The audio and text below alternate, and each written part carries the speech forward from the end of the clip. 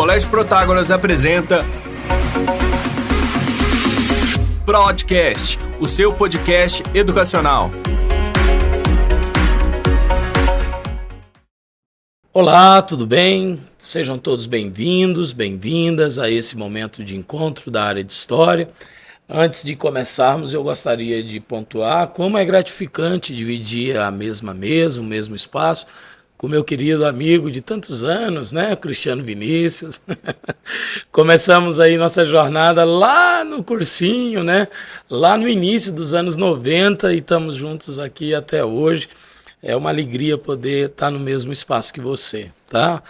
Tanto você quanto seu irmão, para mim, são referências de grandes amigos por quem eu tenho um amor permanente.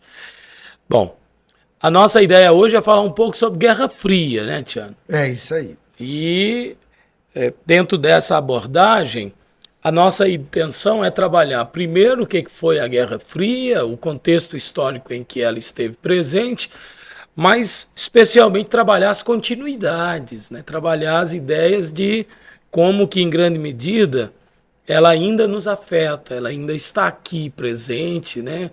No nosso ambiente permanente.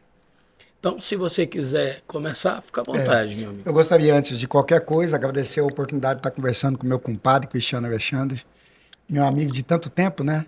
Eu diria que nós já somos irmanados a partir de uma relação que vai para além de uma amizade comum, né, compadre? É verdade. Somos estudiosos basicamente da mesma área, né? Nós temos uma formação muito parecida, somos formados em Direito, em História, só que eu sempre digo para os alunos, o compadre é meio tarado com o estudo, ele estuda demais, né? Então ele já tem pós-doutorado aí para mandar ver na área de História, e eu fiquei tão somente no doutorado, né? Então, para mim, é sempre um motivo de muita satisfação dividir essa mesa aqui contigo e agradeço ao Protágoras a oportunidade de a gente estar batendo um papo aqui sobre uma temática que é sempre tão relevante, sobre a coordenação do professor Rivaldo, que é quem está articulando essas perspectivas e toda a estrutura que possibilita com que nós possamos falar de uma temática tão importante, que é a temática da Guerra Fria, que repercute tanto no tempo que ela repercutiu, como também nos dias atuais, tanto que tem uma área da geografia que está trabalhando com a perspectiva de uma nova Guerra Fria, a partir dessa disputa geopolítica e também econômica entre os Estados Unidos e a China, que hoje se constitui uma ameaça, não só potencial, mas uma ameaça real.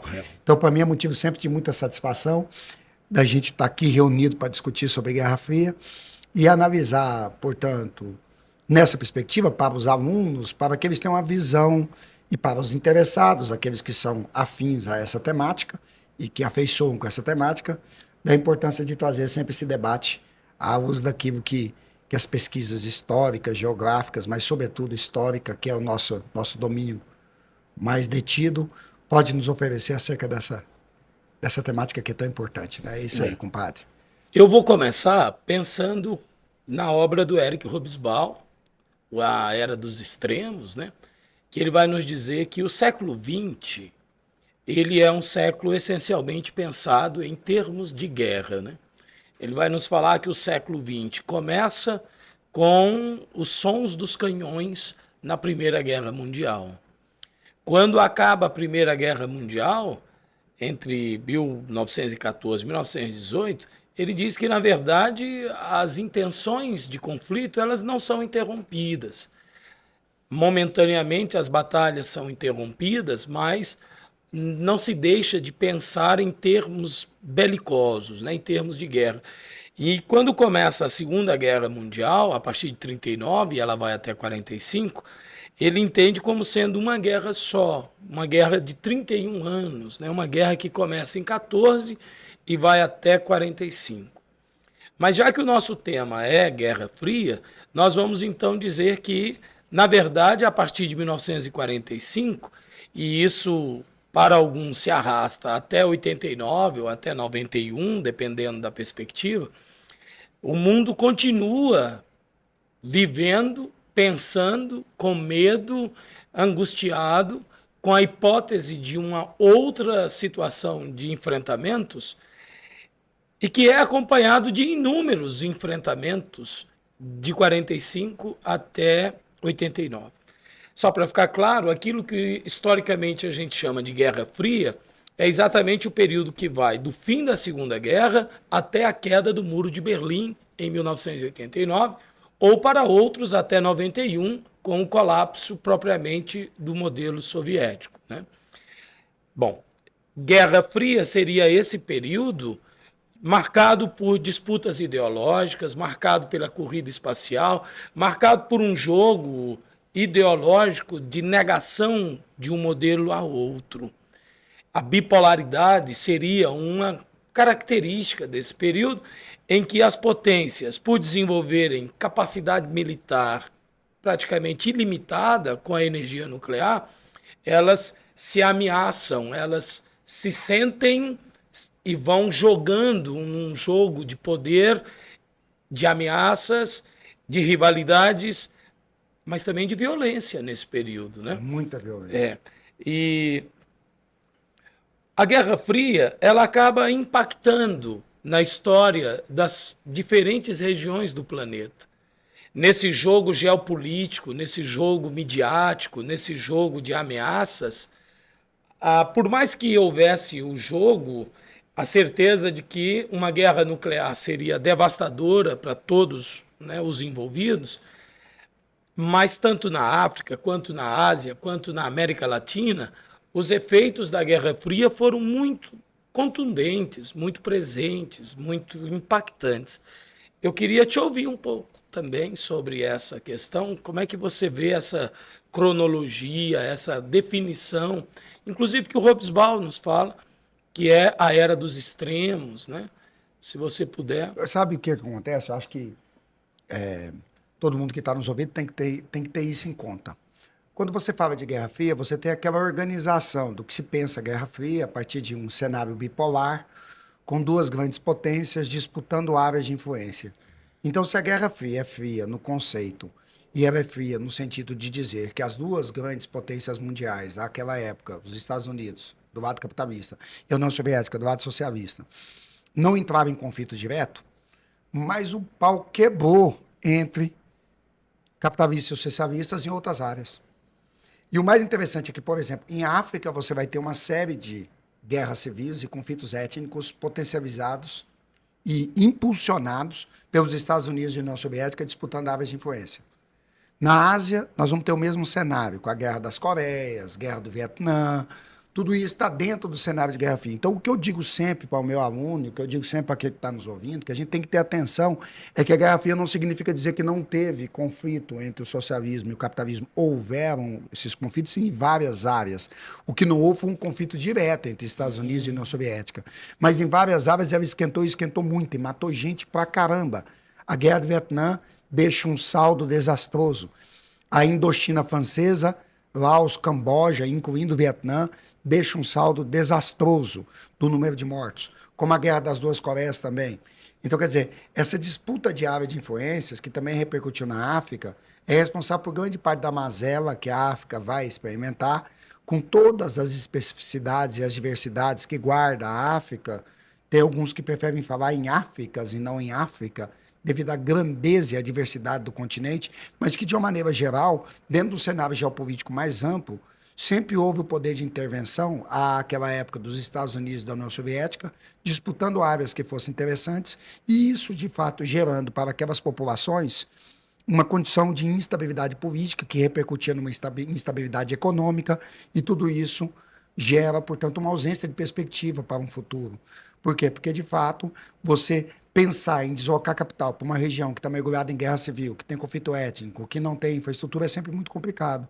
Então, quando a gente pensa em Guerra Fria, é necessário sempre que a gente tenha em mente que ela impactou muito, para muito além do recorte de tempo que você colocou.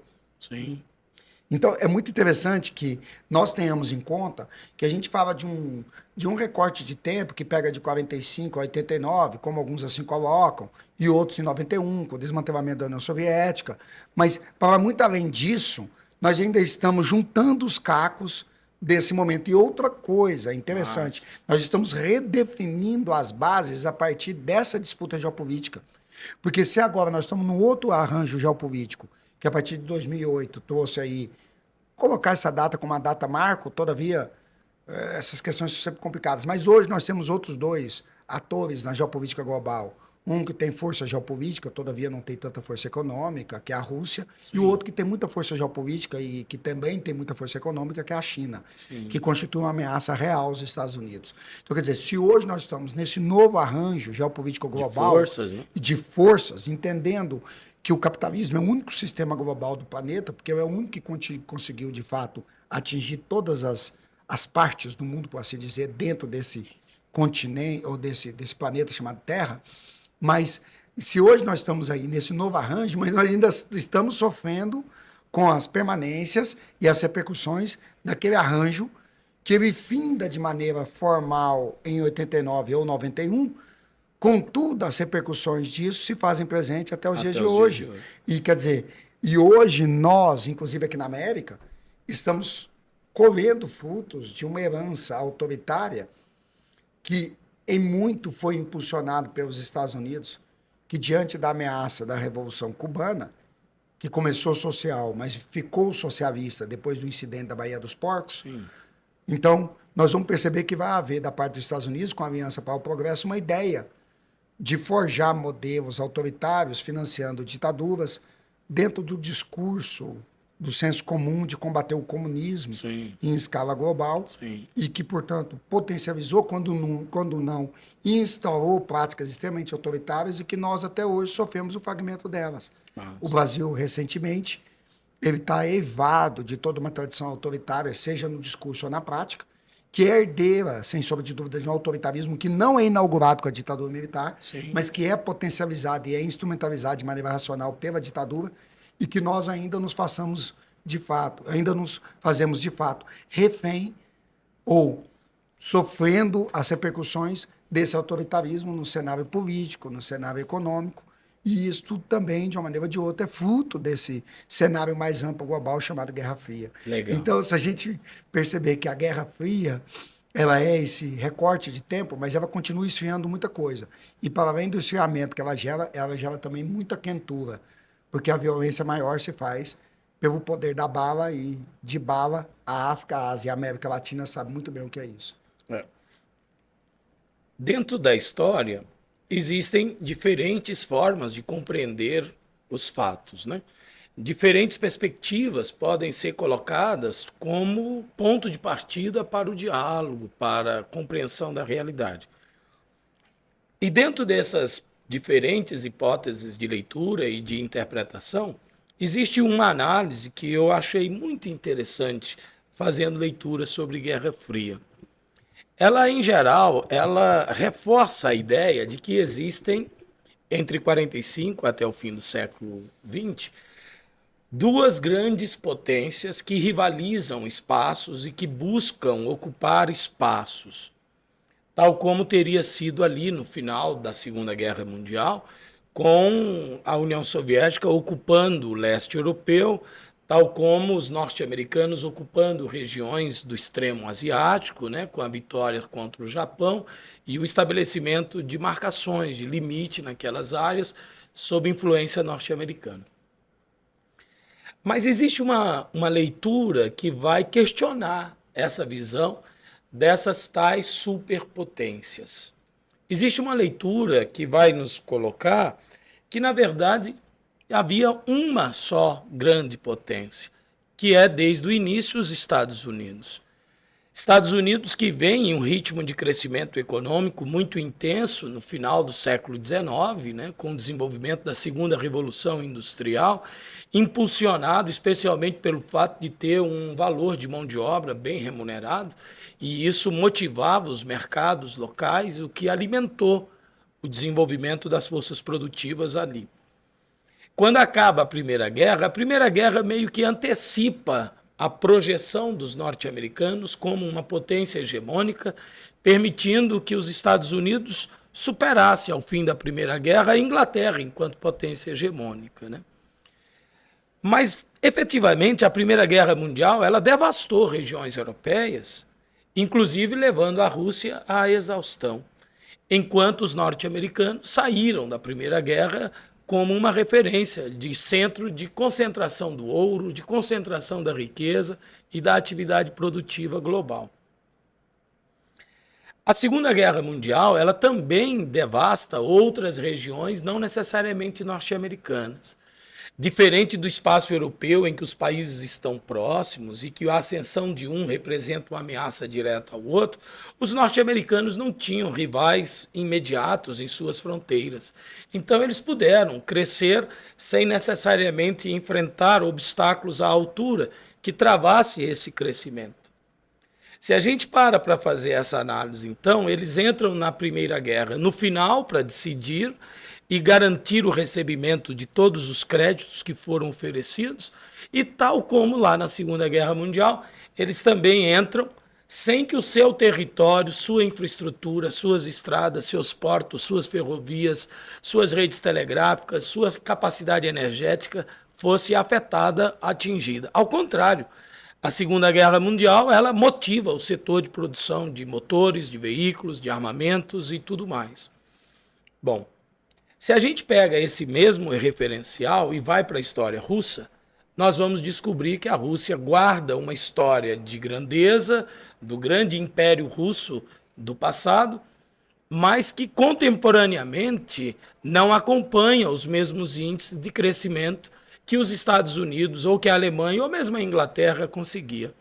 A Rússia era um país, no final do século XIX, essencialmente agrário. Um país de população basicamente composta por camponeses, por trabalhadores rurais, e que crescia a um ritmo acelerado, comparando com o seu próprio passado de atraso, mas que, quando comparado com outros países, o crescimento russo era tímido, era pequeno. O país se envolveu numa guerra imperialista com o Japão, e nessa guerra imperialista com o Japão, a Rússia foi derrotada pela força japonesa na Guerra Russo-Nipônica. Em seguida, a Rússia passa por um colapso interno a partir de 1905, com a questão do Domingo Sangrento, em que o país já começa a caminhar na direção da Revolução. Na Primeira Guerra Mundial, a Rússia saiu arrasada.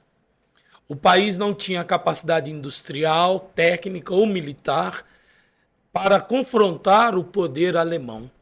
O país, então, sai de uma derrota contra o Japão, passa por um momento de convulsão interna e enxerga na Primeira Guerra uma possível solução para os seus problemas, entra para se lascar.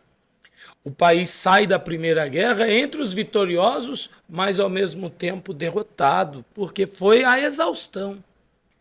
Quando ocorre a Revolução de 1917, tanto a primeira quanto a segunda de 1917, o país estava arrasado, exausto. Uma das primeiras coisas que o Lenin faz é, vamos sair da guerra, nos acordos iniciais de 18, aceitando a perda de territórios para poder conseguir a paz que se esperava. Quando os russos pensaram em ter uma paz, seria uma paz honrosa no fim da Primeira Guerra, mas não teve como.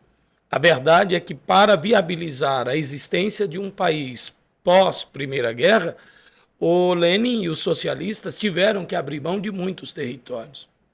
Em seguida, o país mergulhou na guerra civil entre vermelhos e brancos, que completamente destruiu o país por dentro. Uma guerra civil que pega um país que já estava arruinado da Primeira Guerra e se torna ainda mais destruído pela Guerra Civil. Guerra Civil que vai até o início dos anos 20, 21, o país ainda está em processo de encontrar o fim do confronto. Quer dizer, então, que a Rússia tem um percurso diferente do percurso norte-americano. Enquanto os Estados Unidos entram de forma tardia e lucram com a Primeira Guerra e mantêm o seu processo de desenvolvimento, a Rússia se destrói na Primeira Guerra, se destrói na Guerra Civil e ela tem pouca estrutura para poder dizer que está como uma grande potência. Quando começa a Segunda Guerra Mundial, é verdade que os russos, agora já soviéticos, negociam com a Alemanha uma série de acordos de não agressão. O Tratado Molotov-Ribbentrop mostra esse momento de negociação. Mas é, de um lado, os alemães dizendo não quero dividir minhas forças em duas linhas de combate, e por outro lado os soviéticos dizendo, eu preciso de mais tempo para me preparar para um futuro possível confronto entre as duas.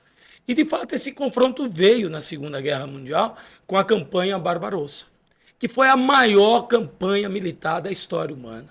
4 milhões de soldados foram mobilizados pela força alemã para arrancar tudo que se podia, destruir tudo que se podia dentro do território da União Soviética. O resultado disso foram as maiores batalhas da Segunda Guerra Mundial, não diminuindo a dor daqueles que sofreram em nenhum outro episódio, mas quando se pensa na magnitude da Segunda Guerra, as grandes batalhas são Stalingrado, Kursk, Leningrado, e todas dentro da União Soviética. Assim, quando acaba a Segunda Guerra Mundial, os soviéticos estão entre os vitoriosos, mas a verdade é que a União Soviética foi devastada. As estruturas, as estradas, as pontes, as usinas de produção e geração de energia elétrica, as redes de distribuição, tudo estava destruído, né? O Paul Kennedy, que é um autor norte-americano, menciona que era possível caminhar quilômetros sem avistar nem sequer uma galinha na paisagem, porque tudo tinha sido destruído dentro do território soviético. Então, quando acaba a Segunda Guerra Mundial, as pessoas dizem, olha, existem duas superpotências. Isso é falso. Não existem duas superpotências. Existe uma superpotência que acumula poder econômico, poder político, poder geopolítico, poder militar. Que formatou a ONU que em grande forma, medida sim, no interesse norte-americano, né? E do outro lado, a União Soviética, que usa uma quantidade de divisões militares, porque tinha 82 divisões ativas quando acaba a Segunda Guerra, mas, sinceramente, divisões humanas no formato do que foi a Segunda Guerra Mundial, isso não tem tanto peso, para falar a verdade, e os norte-americanos sabiam. Para selar essa questão, os norte-americanos usam as armas nucleares em Hiroshima e Nagasaki, né, para mostrar para o mundo quem é a verdadeira potência do ponto de vista tecnológico, do ponto de vista militar, do ponto de vista energético. E usou a primeira bomba para obrigar os japoneses a se renderem de maneira incondicional, o que eles não queriam, mas usou a segunda para poder mostrar para o mundo que eles tinham a capacidade de agir e de repetir, caso quisesse. Ali fica muito claro para quem é a mensagem. E a mensagem é para a União Soviética, mas também é para o mundo todo.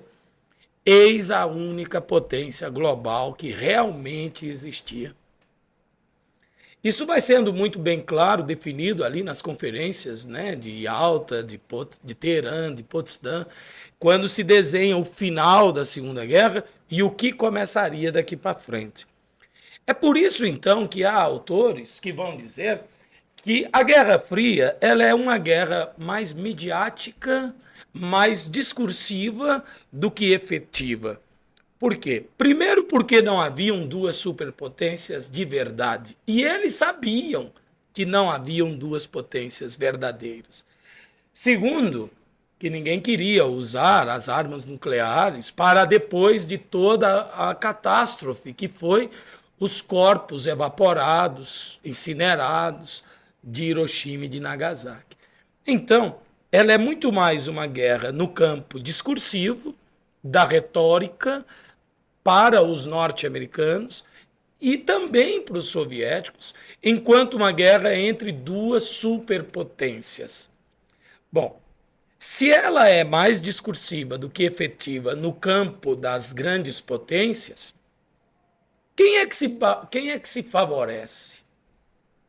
São grupos políticos que se situam em diferentes partes do planeta que, para justificar os seus interesses de poder, recorrem a um discurso de medo, a um discurso de ameaça, que precisam para poder justificar as próprias ambições de poder em cada lugar.